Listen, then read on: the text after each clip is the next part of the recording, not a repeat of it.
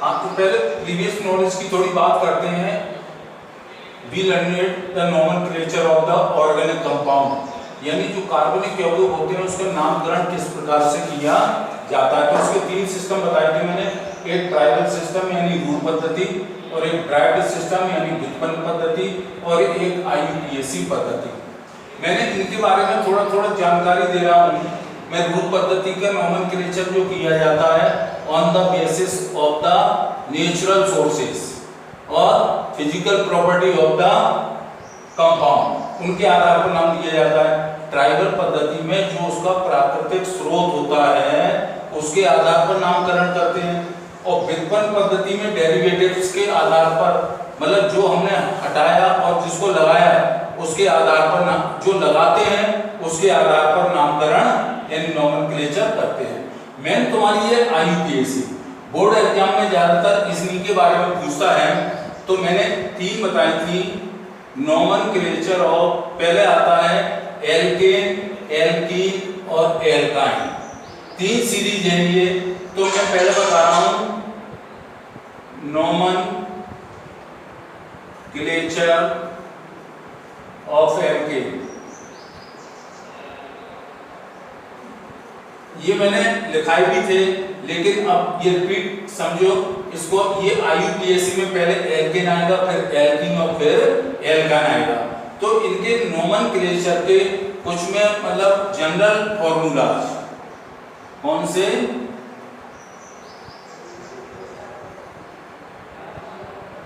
General formula बताने जा रहा हूं। I am going to tell about the general formula of the nomenclature of alkane. Number 1, पहला नियम यह है कि इसमें मतलब जो है सिंगल बॉन्ड होता है। बॉन्ड जो होता है वो कैसा होता है? सिंगल। नंबर 2, इसमें n इक्वल टू जो है 1 से प्रारंभ करते हैं, 1 2 3 एंड सो ऑन, 1 2 3 4 और आगे भी गिनती करते जाएं।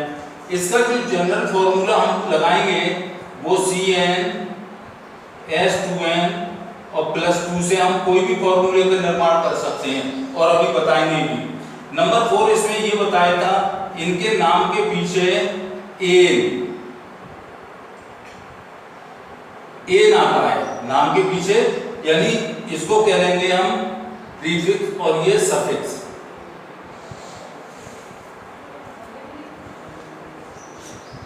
सफिक्स में क्या आएगा? एन।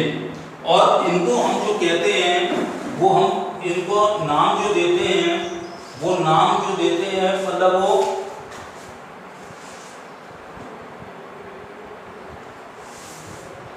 इसी एन के आधार पर देंगे। ये तो हो गए जनरल फॉर्मूलाज। पैराफिन्स, इनको और नाम से भी जानते हैं, पैराफिन्स।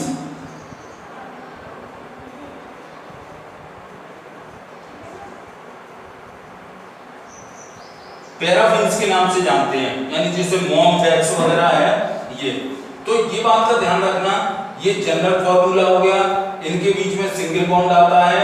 और अगर हमें फॉर्मूलाज का फॉर्मेशन करना है तो जहां फॉर्मूला में n शब्द दिया है उसको हटाते जाओ और उसकी जगह 1 2 3 रखते जाओ, तो एल्केन श्रेणी के, एल्केन सीरीज के जितने भी सदस्य होते हैं उनके नाम निकलते हुए चले जाएंगे। अब इसका नोमेनक्लेचर कैसे किया जाता है?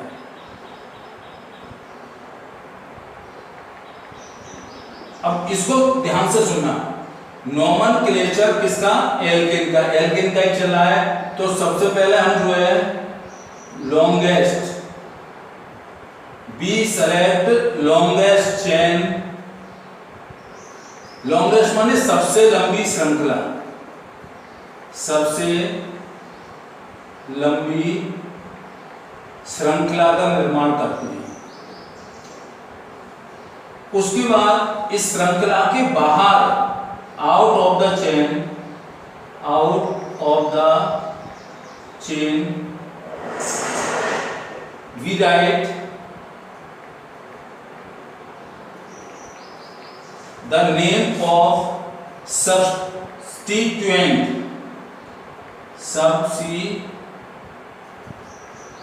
कि सब्स्टिट्यूएंट यानी प्रतिस्थापी का नाम लिखते हैं, प्रतिस्थापी। ये अगर सब इसमें लॉन्गेस्ट चेन होती है और लॉन्गेस्ट चेन के बाहर यानी चेन तुमने ये बनाई और इसके बाहर का मतलब इधर और उधर ऊपर नीचे साइड में जो लिखा जाता है वो सब्स्टिट्यूएंट का नाम यानी प्रतिस्थापी का नाम लिखते हैं। आफ्टर देन हम इसका प्रीफिक्स लगाते हैं, प्रीफिक्स लगाते हैं और प्रीफिक्स लगाने के बाद उसका फॉर्मूला हम प्राप्त कर लेते हैं। ये कुछ इसके नोमेनक्लेचर हैं किसके, एल्केन श्रेणी के, यानी ये जनरल फॉर्मूलाज हैं और उसके बाद मैंने ये लिखा है nomenclature, how do we do nomenclature of alkane series, यानी एल्केन श्रेणी का हम नामकरण किस प्रकार से करते हैं। तो ये मैं शुरू करूंगा एग्जाम्पल से। अब एग्जाम्पल से के ही द्वारा तुम्हें समझ में आएगा। बोर्ड एग्जाम में जो पूछते हैं या तो फॉर्मूला दे देंगे और पूछेंगे ये किसका है, या नाम दे देंगे तो अब पूछेंगे make a structure formula of methane, ethane, propane. यहां को ध्यान रखना, पूर्व लग्न यानी प्रीफिक्स एंड सफिक्स, पीछे लगने वाला शब्द और आगे लगने वाले शब्द, प्रीफिक्स आगे लगता है और सफिक्स पीछे लगता है, इन शब्दों का हमें ध्यान रखना है। तो जैसे एग्जाम्पल के तौर पर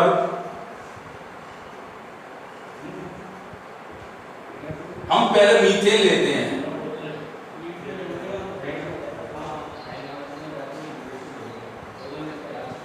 it is the first member of the alkene series, यहीं से शुरू करते हैं क्योंकि हमने तुम्हें बताया था n=1 का भी हम समावेश से ही शुरू करते हैं, 1 2 3। तो एक तो मैं पूरी डिटेल में बताऊंगा, जैसे हमने जनरल फॉर्मूला Cn H2n और +2। अब n की जगह हम क्या रखेंगे, 1 रखेंगे, तो C1 H2 × 2 +2, तो C1 H2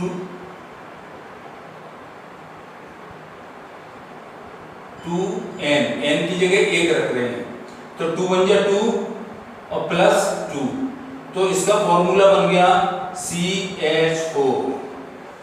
ये इसका ये नाम है, कौन सा नाम है, IUC पद्धति में एल्केन सीरीज का फर्स्ट मेंबर जो है वो मीथेन कहलाएगा। अब देखो मैंने प्रीफिक्स और सफिक्स की बात की थी। प्रीफिक्स का मतलब है कार्बन का तुमने फॉर्मूला बनाने में कितने परमाणु यूज किए थे, 1, तो इसका हो गया मेथ।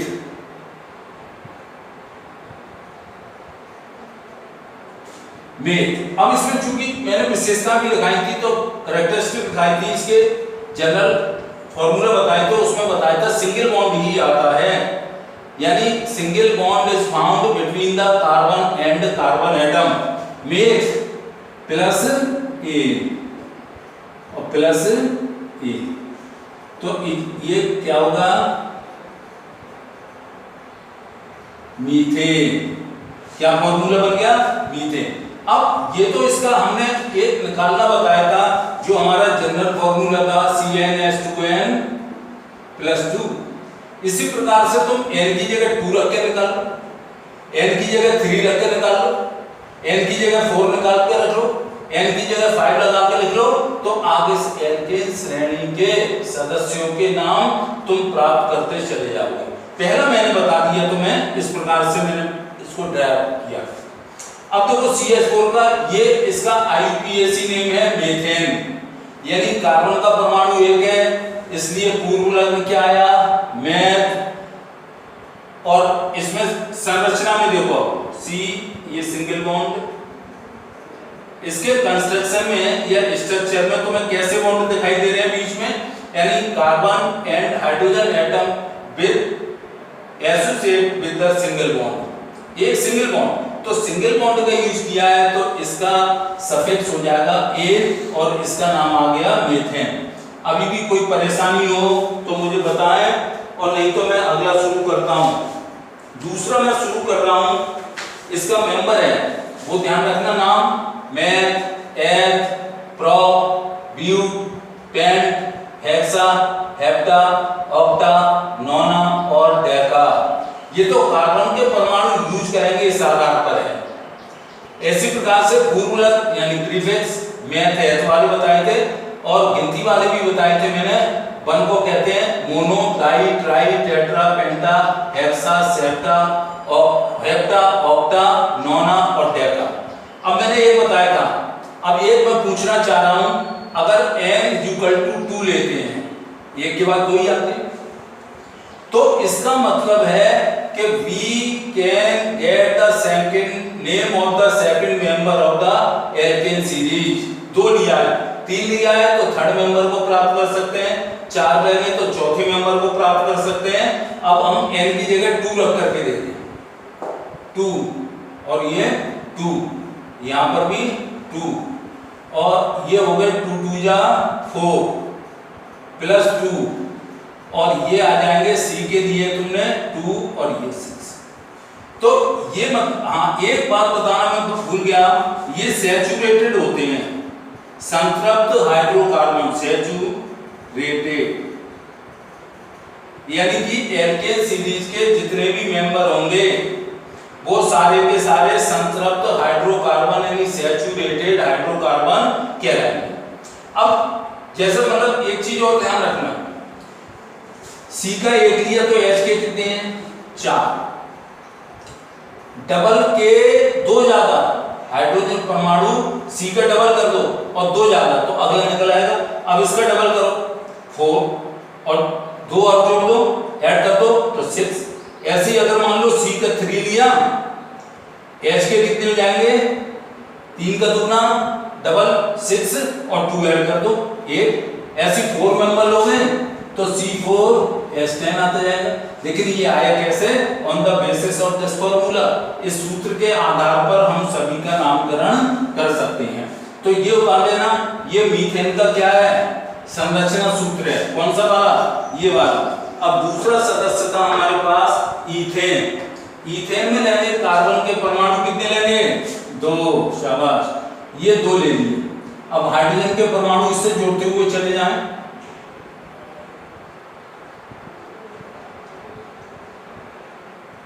अपने आप वो फॉर्मूला बनता हुआ चला जाएगा। तो देखो C2 और H के गिन लो कितने हैं 6, तो H काउंट किया 6 आया। कार्बन के परमाणु 2 हैं, सिंगल बॉन्ड से जुड़े हुए हैं, तो कार्बन के परमाणु 2 लिए हुए हैं, इसका मतलब 8, ये प्रीफिक्स हो गया। और चूंकि सिंगल बॉन्ड है तो इसका सफिक्स हो जाएगा N और ये फॉर्मूला हो गया इथेन। एथेन का हो गया फॉर्मूला। इसी प्रकार से ये स्ट्रक्चर है इसका, किसका, इथेन का। इसी प्रकार से मैं 3-4 उदाहरण दूंगा, लेकिन मैं एक सब्स्टिट्यूएंट की बात भी करना चाहूंगा। मैंने कहा इसमें सबसे लंबी श्रृंखला का चयन किया जाता है और श्रृंखला के बाहर जो होते हैं वो कौन होते हैं, प्रतिस्थापी यानी सब्स्टिट्यूएंट होते हैं। उनको एक आध उनके फॉर्मूला बनाता हूं मैं। अगर और फॉर्मूला देखे जाएं तो किस प्रकार से बनेंगे, जैसे हमने प्रोपेन का फॉर्मूला है प्रोप, इसका मतलब है कार्बन के परमाणुओं की संख्या 3। ऐसे अगले से अगला मेंबर बनाते हुए चले जाओ तो C के ये 3 परमाणु हैं, सिंगल बॉन्ड है, ध्यान रखना। प्रोप इसका प्रीफिक्स है, सिंगल बॉन्ड यूज किया है, इसका मतलब N आएगा। अब इससे H जोड़ते हुए चले H जोड़ते हुए चले जाओ, अपने आप 8 आ जाएंगे। देखो C के कितने हैं 3, H के गिन लो कितने हैं 8। तो प्रोपेन, इसका IUPAC नेम क्या हो गया, प्रोपेन। और वैसे मैंने जनरली बता दिए, रट लेना इस बात को, ध्यान रखना और समझ लो। कार्बन के जितने भी परमाणु तुम यूज करते हो उसके डबल में 2 ज्यादा कर दो, 3 का डबल 6 में 2 ऐड कर दो 8, तो ये सैचुरेटेड होते हैं यानी संतृप्त हाइड्रोकार्बन कहलाते हैं। एक प्रोपेन का दिया, अब मैं ब्यूटेन का देना चाहूंगा, ब्यूटेन।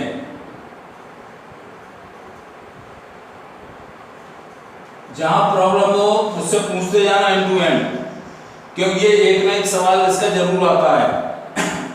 ब्यूट, इसका प्रीफिक्स क्या है? ब्यूट। ब्यूट का मतलब हो गया कार्बन के परमाणु की संख्या 4। We take the 4 element of the carbon atom, क्योंकि because it is the prefix but. अब इससे हाइड्रोजन परमाणु हम जोड़ते ही जाएं, किसके द्वारा? सिंगल बॉन्ड के द्वारा। तुम अपने आप देखोगे कितने आ जाएंगे?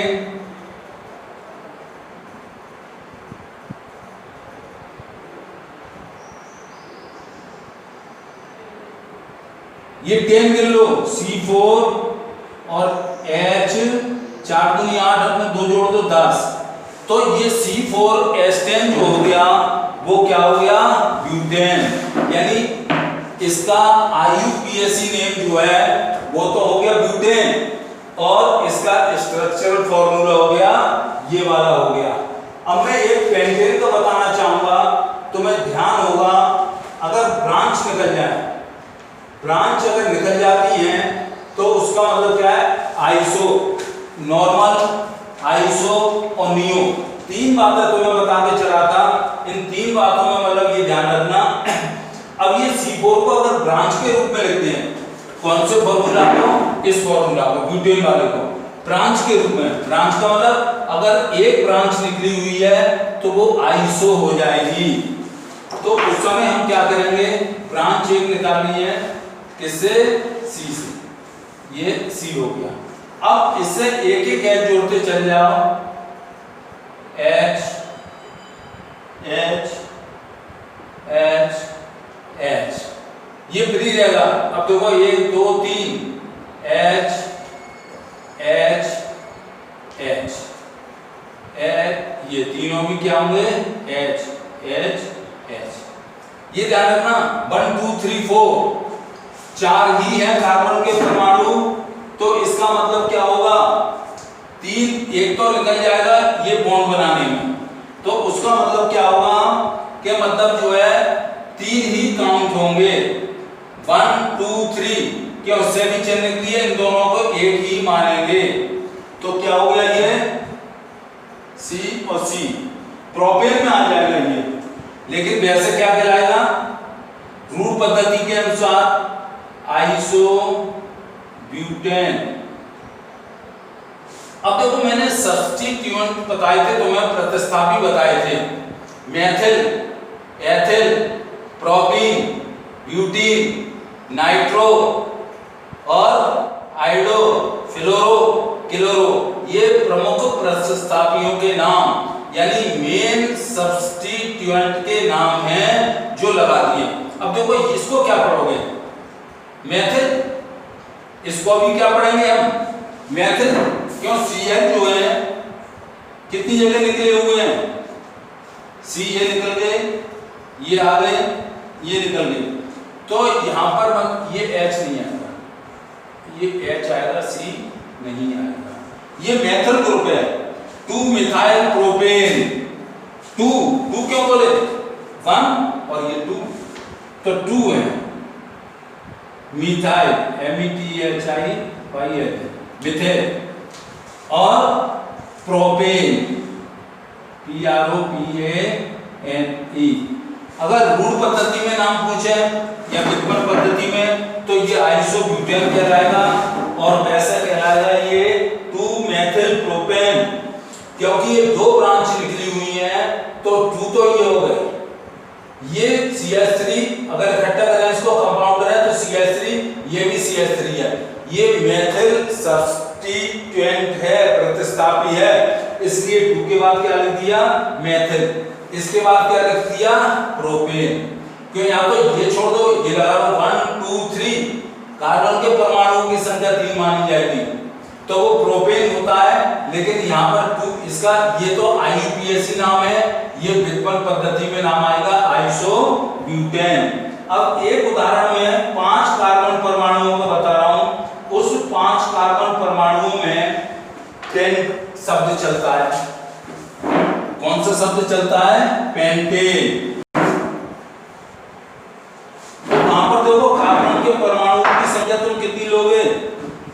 सीधी श्रृंखला बनाते हो, 3 श्रृंखलाएं बताई थी रूट पद्धति में, एन एक आइसो बताया था और एक बताया था नियो। ये रूट पद्धति में यानी ड्राइवर सिस्टम में 3 नाम दिए थे।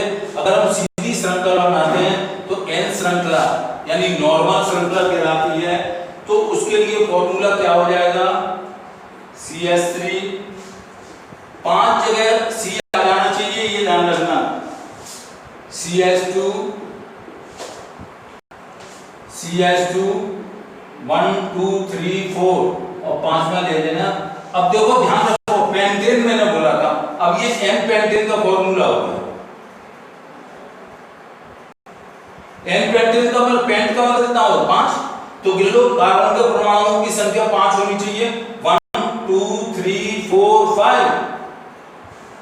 अब देखो 5 अगर कार्बन के परमाणु तुमने लिए हैं तो हाइड्रोजन के परमाणुओं की संख्या कितनी होनी चाहिए, दुगना करो 5 का और 2 जोड़ दो 12। तो देखो 3 और 2 5 और 2 7 और 2 9 3 12। तो ये सीधी श्रृंखला है, इसलिए ये क्या कहलाएगा, एन पेंटेन कहलाएगा। लेकिन इसका जो IUPAC नेम होगा केवल क्या होगा, पेंटेन। IUPAC ही सिस्टम हम पढ़ रहे हैं और उसमें 3 सीरीज पढ़ेंगे। 3 सीरीज में पहली चल रही है एल्केन, एल्कीन और एल्काइन।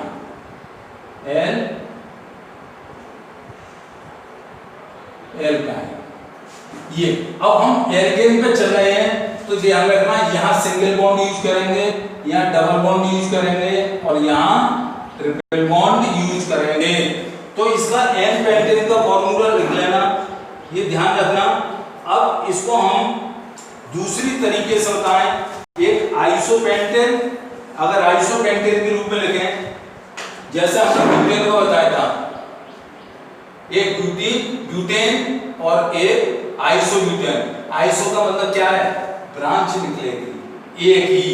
तो वहां अगर फॉर्मूला बनाए तो क्या हो जाएगा, देखो इसको बिगाड़ रहे हैं,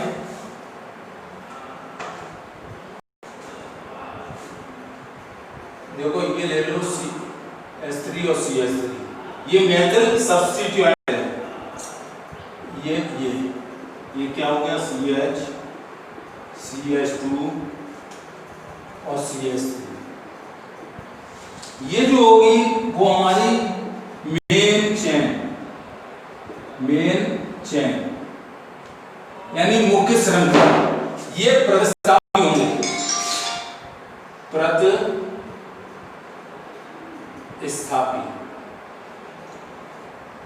सब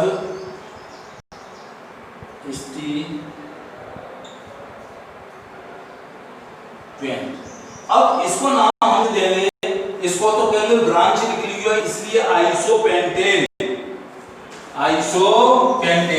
अब देखो पेंटेन में कितने होंगे, 5, 1 2 3 4 5 तो हैं, लेकिन ये प्रतिस्थापी लग गए तो इसको 4 ही गिनेंगे, इसलिए ब्यूटेन की श्रेणी में आ जाएगा। तो इसको क्या कहेंगे हम, 2 मेथिल ब्यूटेन। 2 1 और ये 2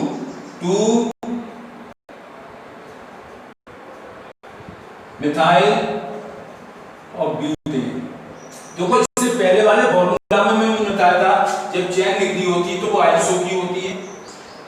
ये अगर 2 चेन अगर इसके हम IUPAC सिस्टम में देखेंगे तो है तो ये कार्बन के परमाणु 5 पेंटेन में आएगा, लेकिन मतलब क्या कहेंगे, इसको वैसे नाम देंगे आइसोपेंटेन।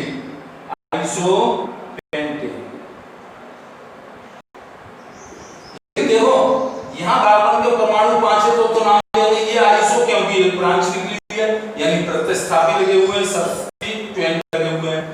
लेकिन अगर IUPAC नाम देखेंगे तो 1 और 2 मेथल ग्रुप हैं, तो ये 2 लगा दिए, ये मेथल ग्रुप हो गया। अब ये कितने बचे, इन दोनों को एक ही मानेंगे, 1 2 3 4, तो ये किसमें आ जाएगा, ब्यूटेन में आ जाएगा। ब्यूटेन में आने का मतलब है कार्बन के परमाणु की संख्या कितनी रह गई, 4। इसमें और कुछ पूछना हो इसी आधार पर आगे से सूत्र तुम बनाना। मैंने पेज बता दिए हैं, इंग्लिश मीडियम वाले, मैंने जो पीडीएफ भेजी है उसके 93, 94 और 95 पेज पर देखें, और हिंदी मीडियम वाले जो देखेंगे वो 94, 95, 96 से आगे देखते जाएं और उसी के आधार पर मैं पढ़ाऊंगा। तो सीधी श्रृंखला हो तो एन पेंटेन, अगर एक ब्रांच निकली हो तो आइसोपेंटेन, अगर चारों तरफ निकली हो तो नियोपेंटेन। ये मैंने पूर्व ट्राइबल सिस्टम में बताया था। अगर इसका आईयूपीएसी नाम पूछे तो आईयूपीएसी नाम पे ये 2 मिथाइल प्रोपेन, 2 मेथिल प्रोपेन, 2 तो ये होगी, मेथिल इसका सब्स्टिट्यूएंट हो गया, और ब्यूटेन के 4 कार्बन के परमाणु हैं, इसलिए ये ब्यूटेन हो गया। मैं दूसरा ग्रुप शुरू करता हूं। दूसरा ग्रुप में है, अगर चाहो तो इसका नियो का बता दे रहा हूं, नियोपेंटेन का मैंने बता दिया, एन पेंटेन का बता दिया, आइसोपेंटेन का बता दिया। एक नियोपेंटेन का चाहो तो जो ट्राइबल सिस्टम के समय बताया था वो देख लो। क्या बनाना है तुम्हें? नियोपेंटेन।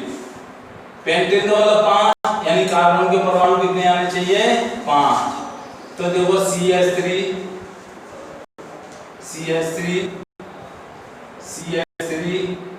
और ये CH3, ये क्या हो गया? नियोपेंटेन।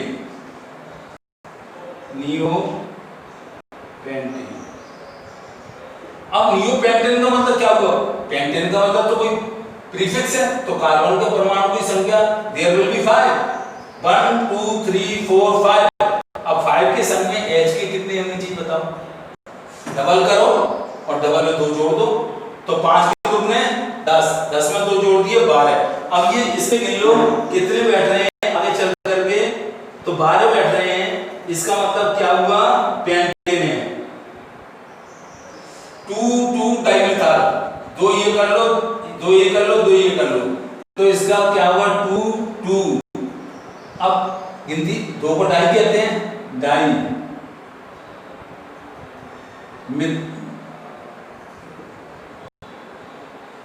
मिथाइल, और क्या हो जाएगा इसका नाम? 2 डाई मिथाइल। फिर ये कम कर दो तो ये क्या हो जाएगा? प्रोपेन। यानी ध्यान रखना है तुम्हें, एक सी मतलब एक 2 लगा दिए तो 2 सी कम कर लेना, 1 2 3 ही मानना। तो ये 3 के साथ आते हैं प्रोप में, तो ये क्या हो जाएगा? प्रोपेन। अब ये देखो, ये नियोपेंटेन का संरचना सूत्र है, और उधर जो मैंने आईयूपीएसी नाम लगाया है वो 2 डाइमेथिल प्रोपेन, ये आईयूपीएसी नेम है। इसको तुमने पेंटेन वाले को तीनों तरफ से समझ लिया। जैसा कि ड्राइव या ट्राइबल सिस्टम में बता रहे थे, अगर सीधी श्रृंखला हो तो एन पेंटेन, अगर एक ब्रांच निकली हो तो आइसो, अगर चारों तरफ लगे हो तो हम उसको क्या कहेंगे? नियोपेंटेन कहेंगे। अब इसके बाद अगर हम देखते हैं तो दूसरा आता है नोमेनक्लेचर ऑफ एल्कीन। अब इसकी बात करेंगे सेकंड, किसमें? आईयूपीएसी सिस्टम में ही पढ़ रहे हैं।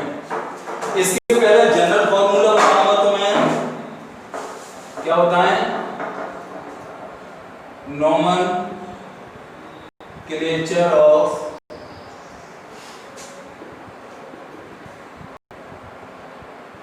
एल्कीन। अब देखो वो था एल्केन, एन, यानी सफिक्स क्या था? एन, या एल्कीन, इन, तो इसका सफिक्स क्या हो जाएगा? इन। आगे पढ़ेंगे हम आयन। फिर समझ लो प्रीफिक्स का मतलब पहले लगने वाला शब्द और पीछे लगने वाला सफिक्स के। तो सबसे पहले हम इसके मतलब बारे में सूत्र बनाने में सामान्य जानकारी देना चाहेंगे। तो सामान्य जानकारी में हम जो है वो क्या लिखेंगे? Nomenclature of alkene. ये जो जनरल बात बता रहा हूं, जैसे मैंने एल्कीन में बताया था जनरल फॉर्मूला, जनरल फॉर्मूला। अब यहां जनरल फॉर्मूला क्या होगा? CnH2n, CnH2n। H2N। देखो ये ध्यान रखना, एल्केन अगर नाम के पीछे ए शब्द लिख रहा है तो वहां पर जनरल फॉर्मूला CnH2n+2 लगा करके किसी भी सदस्य का नाम निकाल सकते हो। वहां n बराबर 1 से ही शुरू करते हैं। यहां पर ये जनरल फॉर्मूला अगर ये लागू है, अब यहां तो नंबर 1 ये इसका जनरल फॉर्मूला हो गया, नंबर 2 यहां n = 2 से शुरू करते हैं। बंसर एरिया में ये ध्यान रखना, क्यों?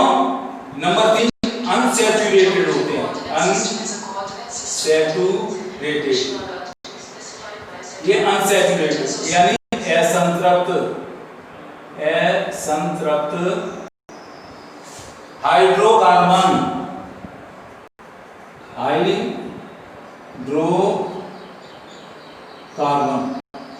ये असंतृप्त क्यों है? क्यों? उससे पहले नियम की पूर्ति नहीं करता। पहले नियम का क्या था? कार्बन के जितने परमाणु हो उनको डबल करो और उसमें 2 जोड़ दो। 2 जोड़ दिए, इसका मतलब वो संतृप्त है। इसलिए वहां फॉर्मूला लगाता CnH2n+2, यानी C के जितने परमाणु होंगे और H के कितने होंगे उसके डबल में 2 जोड़ दो, H के निकल आएंगे। यहां पर ये असंतृप्त इसीलिए रहते हैं, यहां ऐसा नियम लागू नहीं होता है। यहां पर नंबर ये ध्यान रखना, डबल बॉन्ड DOUBL, इनके बीच में क्या होता है? Double bond. किसके बीच में?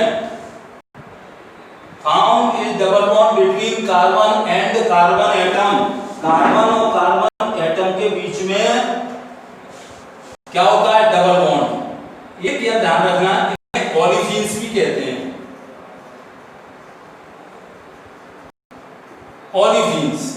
ओलिफिन्स क्यों कहते हैं? अगर ये कंपाउंड लेते हैं और इसकी क्रिया जो है ब्रोमीन जल, ब्रोमीन वाटर से करा देते हैं, तो हमें जो है एक ऑयली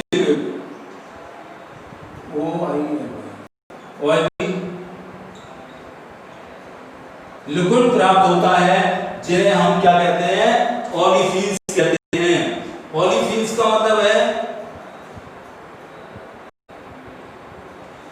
इसी को, किसको? यानी एल्कीन के सदस्यों को हम ओलिफिन्स भी कहते हैं। अगर कोई पूछे कि क्यों कहते हैं तो लिख दो, अगर इसके यौगिकों की reaction if the compound organic compound react with the bromine water, then we get oily liquid, that is called the olefins। तो इसी के सदस्यों को olefins कहते हैं। तो वहां पर देखो, थोड़ा देख लो और कंपेयरिंग कर लो। जनरल फॉर्मूला ये रखोगे, यहां पर ध्यान रखना n = 2 से ही शुरू करेंगे। कोई पूछे क्यों करते हैं तो बता दो कि because it is the unsaturated hydrocarbon। ये डबल बॉन्ड होता है कार्बन और कार्बन परमाणु के बीच में। अगर कोई पूछे ने ओलिफिन्स क्यों कहते हैं तो मतलब क्या बताओगे कि मतलब हाइड्रोकार्बन जो होते हैं, ये कंपाउंड का मतलब क्या है? हाइड्रोकार्बन। कोई भी हाइड्रोकार्बन हो वो ब्रोमीन वाटर से अगर रिएक्ट करेगा तो हमें एक ऑयली लिक्विड प्राप्त होगा। उस ऑयली लिक्विड को ही हम क्या कहते हैं? ओलिफिन्स कहते हैं। और उसी के कारण ये इसी सदस्य जो है ओलिफिन्स कहलाते हैं। तो ये जो मैंने बताए थे, ये तो बताए थे जनरल फॉर्मूला। अब इसके रूल्स क्या क्या होंगे ये देख लो। रूल्स ऑफ नोमेनक्लेचर किसके? एल्केन के। ये कर रहा हूं,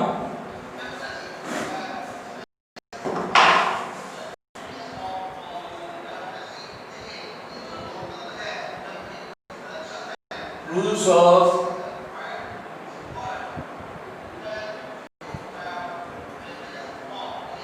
नोमेनक्लेचर, यानी ये रूल जरूर देखना है। क्यों? क्योंकि हमें IUPAC में नाम ज्ञात करना होता है। यह बॉन्ड के आधार पर प्रीफिक्स तो वही होगा, कौन सा? Eth, meth, prop, but, pent, hex, sep, nine, nona, deca, ये प्रीफिक्स तो कोई होंगे, सफिक्स जो होंगे अब क्या चलेगा, ए। यहां पर एक लिखना, ये बता दूं, यहीं पे चाहो तो सफिक्स इज इक्वल टू ए, यानी नाम के पीछे जो भी फॉर्मूला तुम ज्ञात करो ए लगा देना, और कार्बन के परमाणुओं की संख्या के आधार पर math, eth, prop, but, pent, hex, सेप ये इस्तेमाल करना। हालांकि 5 से ज्यादा अगर तो तैयार मत करना एग्जाम्पल कोई भी जहां कार्बन के परमाणुओं की संख्या कितनी होती है, 5 होती है। अब इसका अगर देखें हम जनरल फॉर्मूला देखें, इसमें सबसे जो लॉन्गेस्ट चेन होती है, इसमें नंबर 1 कार्बन और कार्बन के बीच में डबल बॉन्ड वाली लॉन्गेस्ट चेन का चयन किया जाता है, और इसी को क्या कहेंगे हम, मुख्य श्रृंखला यानी मेन चेन के।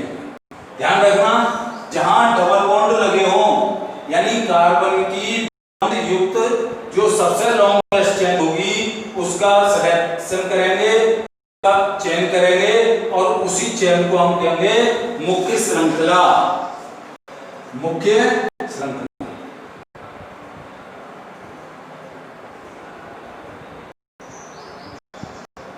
मुख्य श्रृंखला कहेंगे। दूसरा इसमें क्या कहेंगे, इसमें कम से कम जो है मतलब डबल बॉन्ड एक होगा, minimum number of given to double bond. Minimum number यानी अंक कहां से देंगे, जहां डबल बॉन्ड लगा होगा वहां से नंबर देना शुरू करेंगे। 1 2 3 4 इधर डबल बॉन्ड आ गया, ज्यादा नियरेस्ट है तो उधर से नंबर 2, इधर डबल बॉन्ड लगा हुआ आ जाता है किसके बीच में, कार्बन और कार्बन परमाणु के बीच में, तो इधर से यानी फिर हो जाएगा left to right.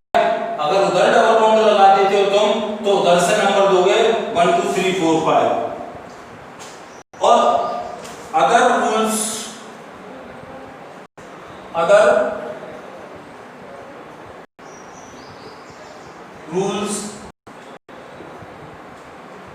will be applied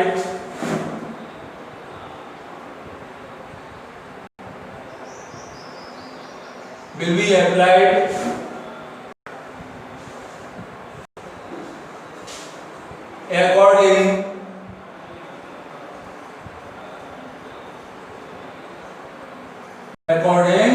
alkene, और सारे नियम जो हैं वो एल्केन के अनुसार चलेंगे। मैं तुम्हें इसके एग्जांपल बताना शुरू करूं उससे पहले इसको रिपीट करना चाहता हूं कि रूल्स ऑफ नॉमेनक्लेचर, यानी जो डबल बॉन्ड की कार्बन की चेन होगी वो सबसे लंबी वाली चुनेंगे पहले, इसी को हम क्या कहेंगे, मेन चेन या मुख्य श्रृंखला कहेंगे। अब जो नंबरिंग देंगे वो नंबर चेन में देने पड़ते हैं 1 2 3 4, तो जिधर डबल बॉन्ड का लगा हुआ हो उधर से नंबर देना है, और अन्य नियम जो लागू होंगे वो सारे के सारे नियम एल्केन के ही तरह प्रारंभ माने जाएंगे, यानी एल्केन के ही माने जाएंगे। अब ये ध्यान रखना, यहाँ n बराबर 2 से सूत्र बनाना प्रारंभ करते हैं। अगर हम एग्जाम्पल देखें, एग्जाम्पल किसके, एल्केन के, तो एग्जाम्पल इनके अगर हम देते हैं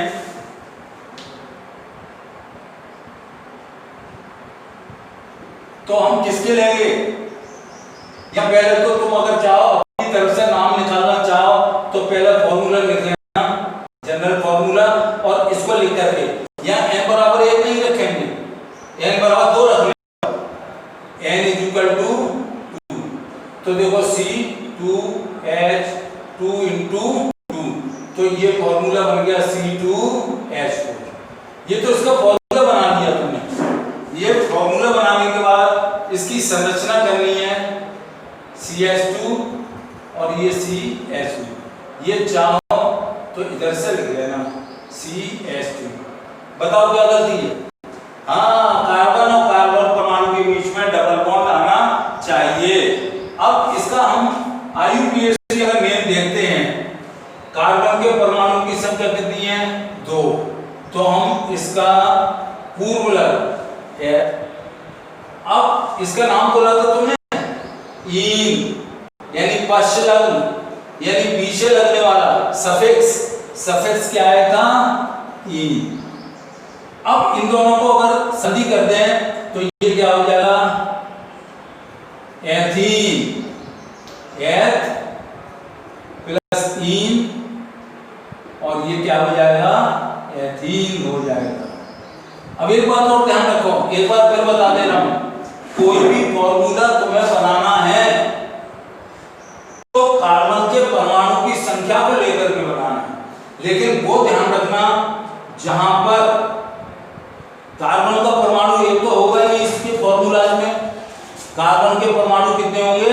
2 से ही शुरू करते हैं इसमें भी, और एल्काइन जो आगे की सीरीज पढ़ोगे उसमें भी CN = 2 से ही प्रयोग करेंगे। अब इसमें कार्बन के परमाणु कितने हैं? 2 लिए हैं, इसका इसलिए प्रीफिक्स हुआ एथ, और चूंकि एल्कीन ईन तो सफिक्स हुआ ईन। इन दोनों को तुमने जोड़ दिया तो ये नाम हो गया एथीन। अगर तुम्हें 3-4 फॉर्मूला और बता रहा हूं, ऐसी अगर तुमने कार्बन के परमाणु की संख्या 3 ले ली तो प्रो और प्लस ईन तो प्रोपीन का बनेगा। तो देखना C और C 3 ले लिए कार्बन के परमाणु। अब देखो 3 के संग कितने होने चाहिए? 3। ये था जनरल फॉर्मूला था CnH2n 2n, तो कितने लिए? 3 दूनी 6, तो क्या बन जाएगा? C3 और H6, यही बनेगा। इसका हमने लगा लिया, अब उसके हिसाब से लगा जाओ।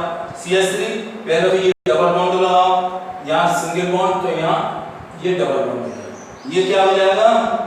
3 और 1 4 और 2 6।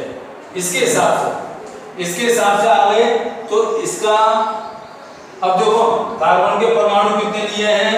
3, तो प्रो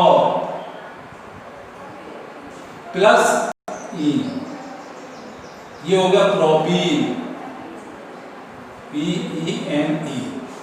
यहां भी ध्यान रखना, एक श्रृंखला में डबल बॉन्ड आएगा, हालांकि यही लोग चले, कार्बन के परमाणु की संख्या 3 है, 1 2 3, तो प्रीफिक्स हो गया प्रो, डबल बॉन्ड है तो पीछे नाम बोलेंगे सफिक्स ईन, तो प्रोपीन, ये लगा लेंगे। एक ब्यूटीन का भी एग्जांपल तुम्हें बता दे रहा हूं, ब्यूटीन का एग्जांपल जो होगा वो क्या हो जाएगा? CH3 CH2 single bond CH और डबल बॉन्ड CH2। अब देखो नंबर किधर से रहेंगे, इधर से रहेंगे कि इधर से? पिछला याद करो मैंने क्या बताया था, इसके जब रूल को निकाले थे, rule of nomenclature of alkene, इधर बॉन्ड लगाए तो इधर से नंबर देना 1 2 3 4। एक नंबर से लग गया बॉन्ड तो वो नाम किसमें आ जाएगा?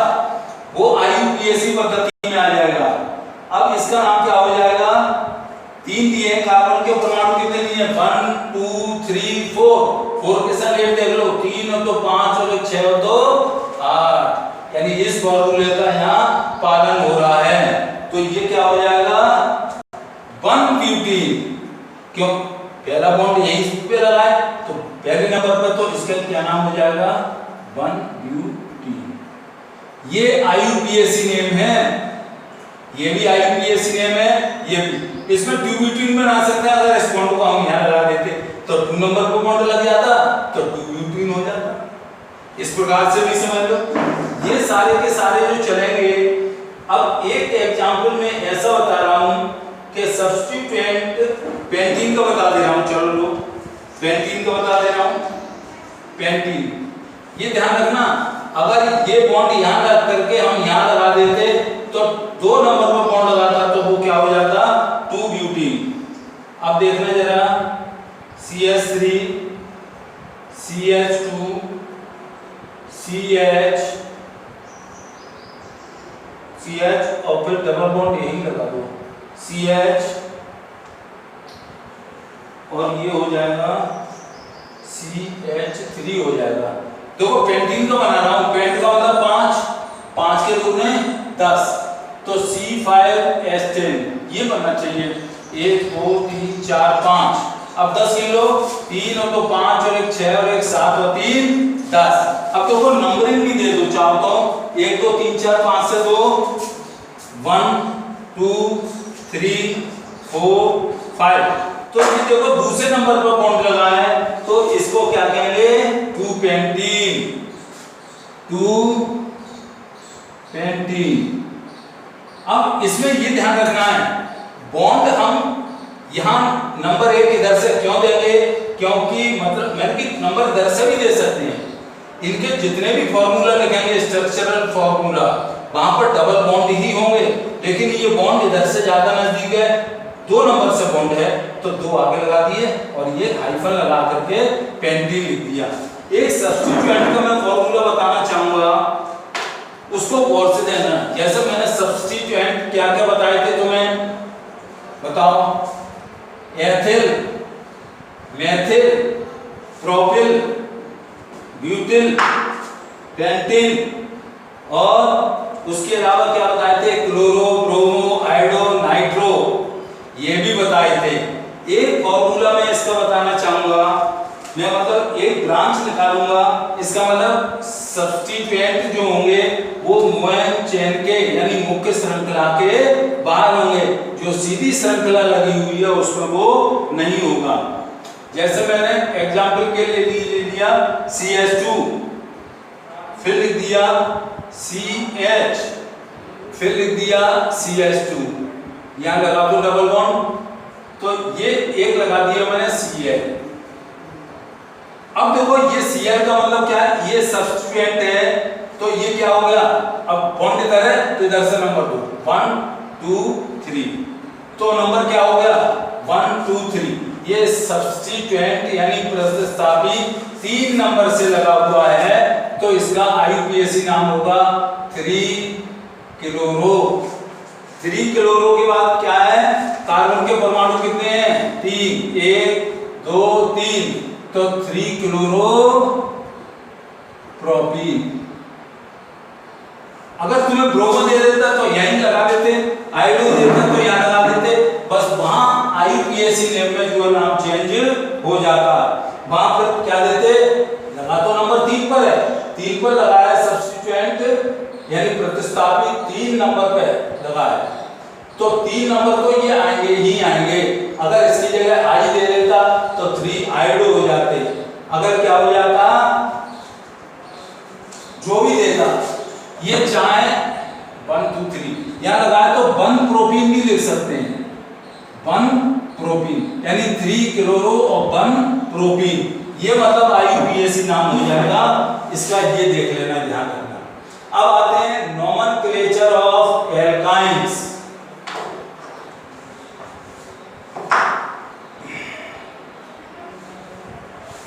पानी पी लो भाई।